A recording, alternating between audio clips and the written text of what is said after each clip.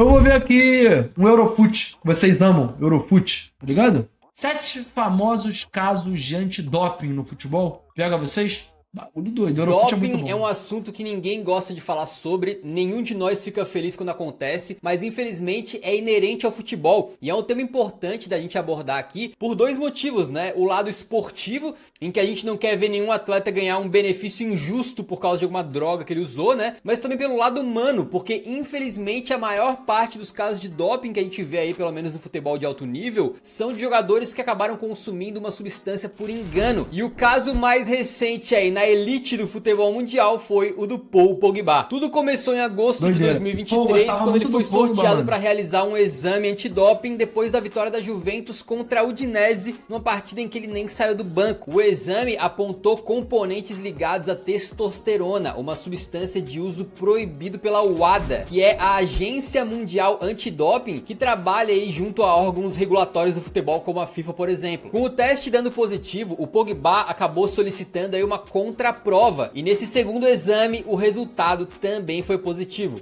Nisso, a Procuradoria Nacional Antidoping italiana entrou com um pedido de suspensão de 4 anos pro jogador e é dito internamente na Juve que em caso de condenação, o clube estuda rescindir o contrato do Pogba. Uma das medidas já tomadas pelo clube foi cortar o salário de 8 milhões de euros por temporada do francês para apenas 42 mil euros, valor mínimo para jogadores de futebol por lá. E aparentemente ele também está proibido de entrar no clube ou ter contato direto com outros membros da instituição. E a carreira do Pogba é um negócio meio complicado, né? Porque ele teve aqueles anos mágicos no meio campo da Juventus ali, ao lado do Vidal, do Pirlo e do Marquisio, por exemplo. Depois o cara foi muito importante naquela França campeã do mundo em 2018. Só que a partir dali as coisas começaram a dar errado, né? Tanto no Manchester United, que ele não conseguiu decolar em nenhum momento, e depois nessa volta de graça pra Juventus, um pouco mais veterano, em que ele acumulou lesões e também problemas disciplinares, as coisas não estavam boas, e agora tem mais essa, né? Aos 30 anos, o Pogba pode pegar a sentença máxima, que seria de 4 anos, caso seja comprovado que ele quis usar a substância, ele teve a intenção, né? Já se ele conseguir provar que foi sem querer, digamos assim, a pena pode ser de, por exemplo, 2 anos. E a sentença vai sair num julgamento a ser realizado agora no mês de janeiro de 2024. Mas o que o Pogba tem a dizer sobre o assunto, né? Então, ele disse que comprou um medicamento lá nos Estados Unidos de acordo com indicação de um amigo dele que é médico. E o erro crasso dele, não informou o clube. Vocês vão ver nos próximos casos que muita coisa pode ser evitada se o jogador simplesmente falar com o médico do clube antes de tomar qualquer substância. E a primeira impressão que fica é, pô, mas o cara usou um anabolizante ali por indicação. Pô, mas jogador é muito burro também, né? Desculpa, jogador é muito burro também, né? Porra, mano. Trabalha no clube, o que custa você perguntar se você pode tomar um medicamento que você não tem propriedade, tá ligado? Que você não entende, porra. Caralho, pergunta, porra. Mas isso eu querendo acreditar na versão dele, tá? Na versão dele, que é a menos pior dos cenários, ele é muito burro. Porque existe um cenário que é pior do que ele ser muito burro, que é ele fazer o bagulho de propósito. Aí acabou, pô. São médica e coisa esquisita, né? Realmente, se tu pensar assim, pô, um jogador do nível dele injetou um negócio ali, achando que não ia dar em nada, é muito difícil acreditar, mas aparentemente não foi isso que aconteceu mesmo. Porque a substância que foi encontrada nos exames dele é a DHEA, um hormônio precursor da testosterona e que muitas vezes é vendido como um suplemento mesmo. Você olha e realmente parece, e até dizem algumas embalagens que é um suplemento. Não precisa de receita nem nada. Esse aí que vocês estão vendo agora vende numa loja brasileira, por exemplo, dito ali bem claro, suplemento. Então esse suposto engano dele de tomar isso aí até que faz sentido, né? E até fica aqui uma explicação também de que não é a nossa intenção ficar apontando dedos ou crucificando jogador nenhum,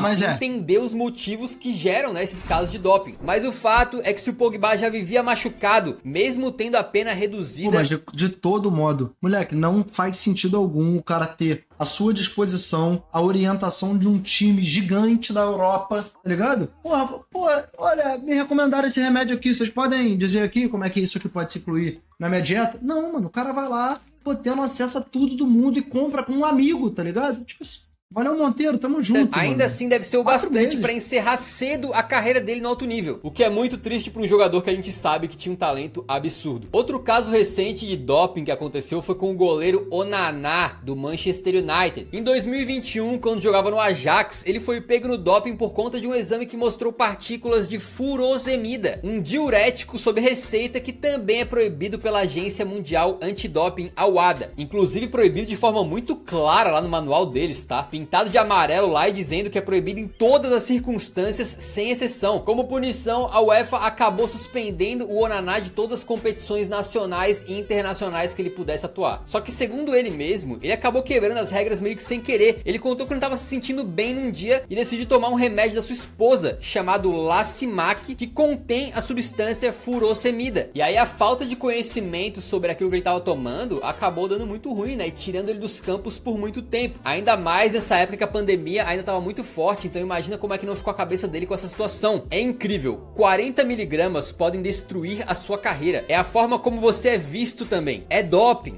Você é um viciado em drogas. Como você vai explicar aos seus pais que o seu teste deu positivo se você nunca fumou ou bebeu? Doideira. Como você se livra disso? Ainda terão pessoas pensando que eu sou culpado. E esse relato do Onaná mais uma vez prova que os clubes têm que passar de forma muito clara e educativa para os jogadores que eles não podem ficar tomando qualquer coisa sem consultar o médico do clube. Às vezes mesmo um xaropinho de criança pode dar problema. A UEFA até... Aí esse é o ponto que eu falei, né? Pô, você tem um acervo de funcionários de um clube gigantesco que você, pô, trabalha, né? Que você pode ir a qualquer... 3h12 da manhã, tu tá caganeira. Tu vai ligar, vai ter um maluco do teu time que, pô, te paga 1,5 milhão de euros no mês. Tu vai ligar e o cara vai falar assim, opa, atendimento 24 horas só pra você? Não, sim. Não, com caganeira, mas o teu cocô tá como? Ah, não, coloração. Ah, sim, não, então nessa coloração eu indico esse aqui, tá ligado? Aí você vai tomar, você não toma com colher, tá? Você coloca num copinho, dissolve na água. Pô, e o cara vai e toma o remédio da mulher, pô. Tem que ser muito idiota, mano. É brincadeira uma porra dessa, mano. Se eu tivesse esse atendimento aí, eu sem passar mal, tá ligado? Eu ia ficar ligando. Aí, pô, eu tô com uma dor de barriga aqui, tu recomenda? Aí ele ia terminar de recomendar, ela fala, mano, pô, só pra ver aqui, vocês estão de pronto dar o meu. Pô, parabéns pelo trabalho. E o cara, pô, tem um acervo à disposição e... Caralho, isso não existe, tá ligado? Que concordou com a explicação dele, porque essa Muita substância burrice, aí aparentemente não dá nenhum ganho esportivo, né? Mas ela é proibida, então ele teve que ser punido. É legal que o Onaná entendeu o próprio erro e assumiu a responsabilidade, admitindo depois em entrevista que deveria ter tomado mais cuidado. Como ele provou não ter tido a intenção de tomar aquilo ali, a sua pena foi reduzida para 9 meses. E já em outubro de 2021, o Onaná voltou a treinar com o time profissional do Ajax, mas sem fazer parte dos planos da equipe, e acabou saindo de graça para a Inter de Milão no começo da temporada 22-23. E aí é muito bacana porque o que poderia ser uma espécie de fim de carreira do Onaná, né, acabou sendo uma nova chance que ele recebeu. E na Inter ele fez a temporada dos sonhos, sendo peça E ele é pica. importante do time que foi até a final da Champions League e acabou ainda o ano de 2023 sendo indicado para o prêmio de melhor goleiro do mundo lá no The Best da FIFA. No momento da gravação desse vídeo, é verdade que a temporada dele no Manchester United não tem sido muito boa, ele tem sido criticado por muitas falhas nesse começo, mas o Onaná já mostrou que sabe dar a volta por cima, então tomara que ele consiga também dentro de campo. Outro caso muito recente envolveu o Papu Gomes, exatamente o argentino campeão do mundo lá ao lado do Messi. Que bom que não veio pro Vasco, mano. Porque antes do Paeira, ele com o Vasco tava negociando. Né? Que se o Onaná tomou o medicamento da esposa, o Papu tomou dos filhos. Ele testou positivo no exame antidoping por ter Redução? butalina, contando que ingeriu medicamentos ali de um dos seus filhos, num caso que acabou suspendendo ele por 2 anos. A suposta violação tem origem na presença de terbutalina em meu organismo por ter recebido, de forma equivocada e acidental, involuntária e sem intenção, 1 colher de xarope do meu filho, para aliviar a tosse. Mais uma vez faz sentido porque a terbutalina, né, apesar de ser proibida lá pela WADA, realmente está presente em muitos xaropes como alguns remédios de tratamento para asma. Por que o Papu achou uma boa ideia tomar um remédio do filho assim, sem consultar nada? Eu não faço a menor ideia, mas me parece também que ele não teria nenhum ganho esportivo com isso, né? Então realmente tem toda a cara de que foi mais um caso. Esses casos assim que são doideira, mano. Esses casos são doideira. Ainda que tenha tudo que eu falei, mano, o cara tá suspenso. Tipo assim, ele pega uma suspensão de 2 anos por um bagulho que não daria melhoria nenhuma pra ele dentro de campo, tá ligado? Não tem relação com o desempenho. E que, pô, caralho, é muito bizarro, velho.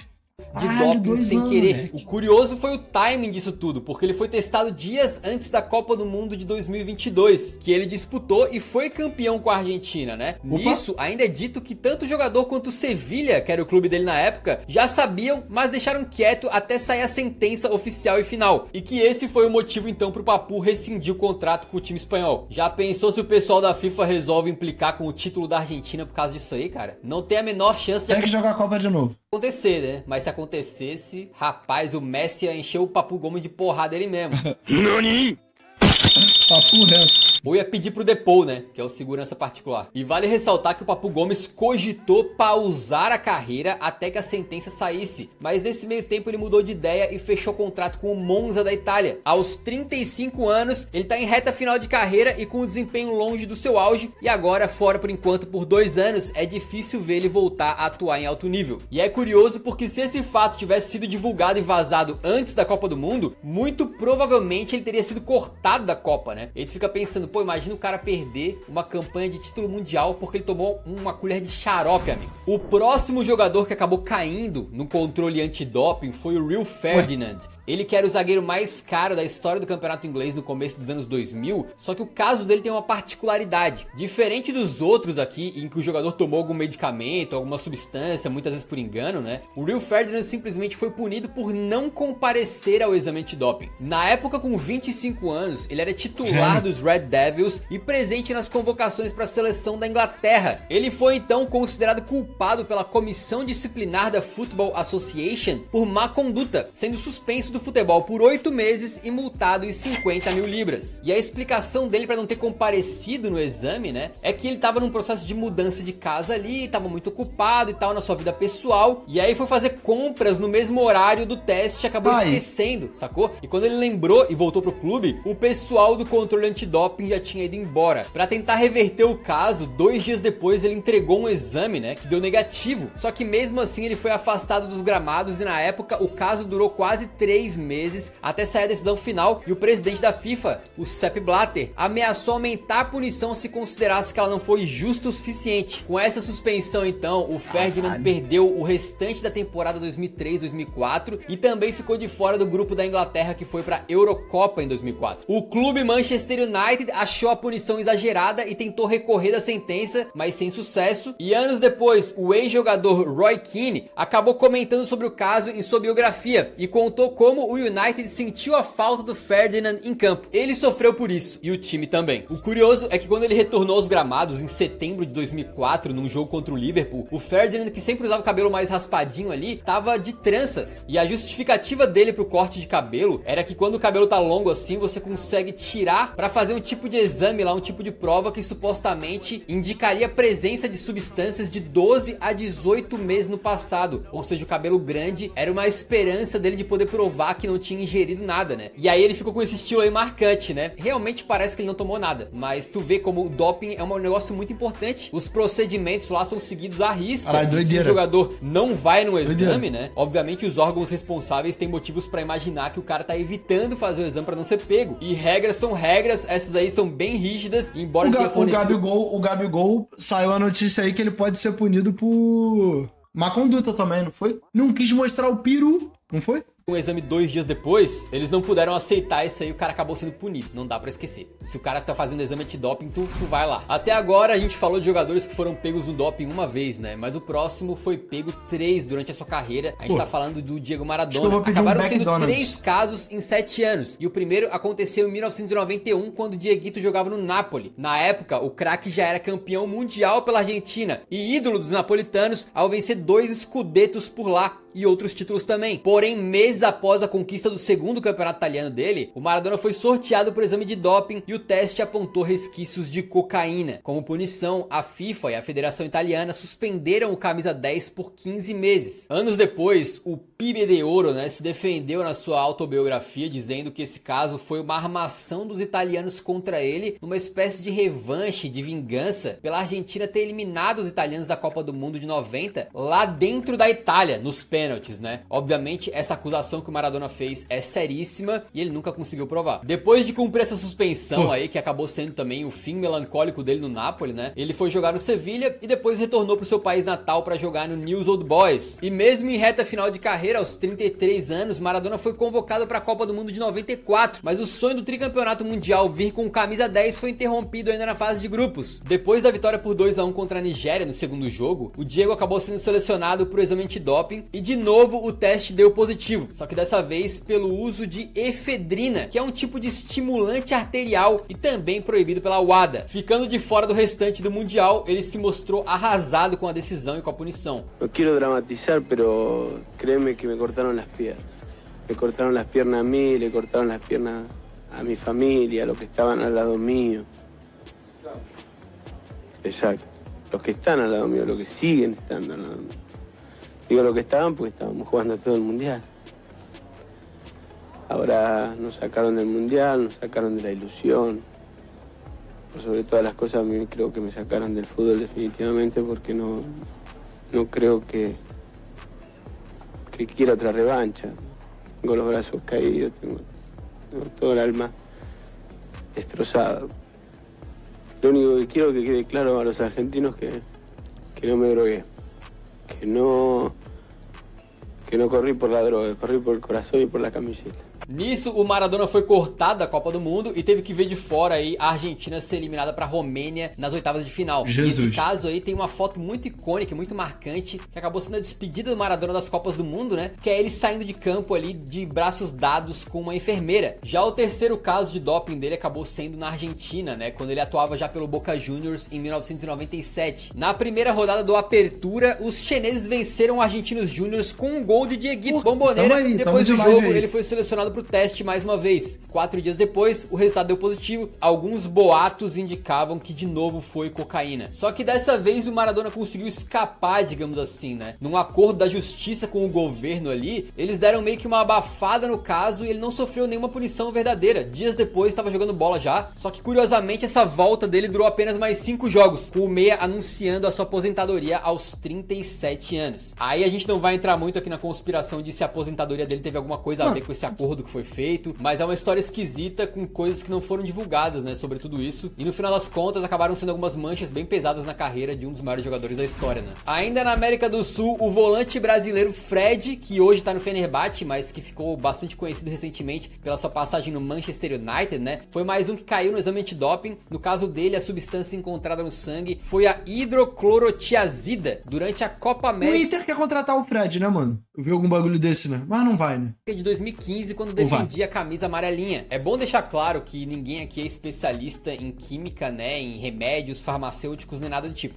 Mas pela nossa pesquisa, a hidroclorotiazida é diferente de algumas outras substâncias que a gente falou nesse vídeo aqui, já que ela é considerada pela WADA como uma substância capaz de mascarar o uso de outras, entendeu? Ou seja, o problema dela não é o efeito em si, mas sim porque ela ajuda a diluir a urina e possivelmente esconder outras substâncias ilegais na hora do exame. Isso não significa, claro, que você ter essa substância no seu sangue seja prova de que você usou alguma outra coisa, né? Mas justamente porque não dá pra saber, né, já que uma substância pode mascarar outras, é que ela é banida para atletas profissionais. Na época, a Conmebol puniu o Fred com suspensão por 1 ano, com efeito retroativo, só que no começo ele ficou apenas fora dos jogos de competições que a Confederação Sul-Americana organizava. Só que posteriormente, a FIFA decidiu ampliar a punição do brasileiro, e assim ele ficou suspenso também do resto da temporada do Shakhtar Donetsk, que era o time dele na época. O curioso é que a punição dele acabava a tempo dele conseguir disputar os Jogos Olímpicos no Rio de Janeiro, mas faltou avisar o Shakhtar, porque eles não liberaram o Fred, que acabou não fazendo parte daquele grupo que foi campeão, né, da medalha de ouro. Então foi uma montanha-russa de emoções que ele viveu naquela época, bem jovem ainda. Outro caso muito emblemático, né, que vocês devem lembrar aí, é do Paulo Guerreiro. Ele teve um caso de doping quando jogava no Flamengo, né, apesar de ter tido uma boa carreira na Europa também, no Hamburgo e no Bayern de Munique, e foi pego por uma substância que seria um metabólito da cocaína. E depois a explicação mais provável acabou sendo de que ele teria tomado um chá de folha de coca, bebida tradicional no Peru, de forma não intencional. O Guerreiro foi punido por 1 ano e isso foi um choque gigantesco porque estava chegando a Copa do Mundo de 2018 e seria praticamente a única chance dele de defender o seu país no Mundial, né? Não só porque ele estava numa idade já um pouco mais avançada, como também o Peru não classifica para Copas o tempo todo. E aí rolou uma mobilização até mundial, eu diria, né, em prol do Guerreiro ali, E um fato muito curioso e completamente alheio ao futebol ajudou ele a conseguir jogar aquela Copa do Mundo. Se liga, arqueólogos acharam múmias do século XVI com traços dessa mesma substância, antes mesmo da cocaína ser inventada. Ou seja, era a prova de que você poderia ter aquela substância no seu sangue mesmo sem ter consumido a droga, deixando a teoria do chá muito mais provável e fazendo com que ele conseguisse um efeito suspensivo para conseguir atuar na Copa do Mundo. E o Peru caiu na fase de grupos, mas o Guerreiro jogou, inclusive meteu o seu golzinho aí contra a Austrália, né, no momento que certamente ele vai lembrar com carinho. Antes da gente fechar, eu acho que seria importante a gente falar sobre como as pessoas costumam lidar com esses casos de doping, né? Muitas vezes já apontando o dedo e falando que o cara é um viciado, ou que ele é um drogado, ou que ele foi antiético ao tentar burlar as regras e tal, mas a gente vê que muitas vezes os jogadores sequer têm culpa. Muitas vezes é mais negligência ou até inocência, falta de conhecimento do assunto, né, que acaba gerando essas punições aí, muito mais do que uma má intenção, sacou? Um caso que ilustra muito bem isso é do Mamadou Sakho,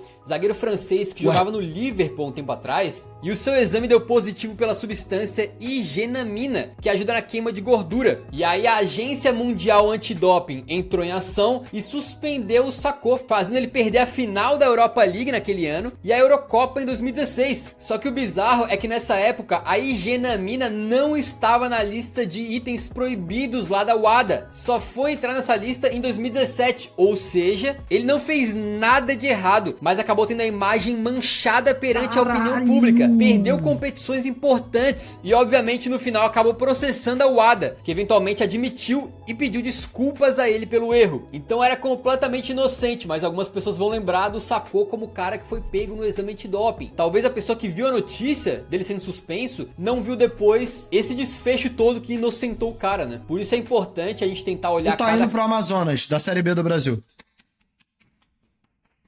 O Amazonas vem forte, hein? Direitinho, com cuidado, e não sair só lendo manchete, apontando dedos e fazendo piada com um assunto sério. Para os clubes, talvez seja importante ver como que essas informações estão sendo passadas para os atletas. Se é claro ou não é claro que os caras não podem ficar tomando coisas sem instrução médica. E para os jogadores ter na cabeça a consciência de que qualquer pílula, qualquer xaropinho pode dar problema. E que se tiver com uma dor de cabeça às 3 da manhã, acorda o médico do clube lá, pô, liga lá, pergunta, posso tomar isso aqui? Enfim, assunto meio merda, né? Para fazer um vídeo assim.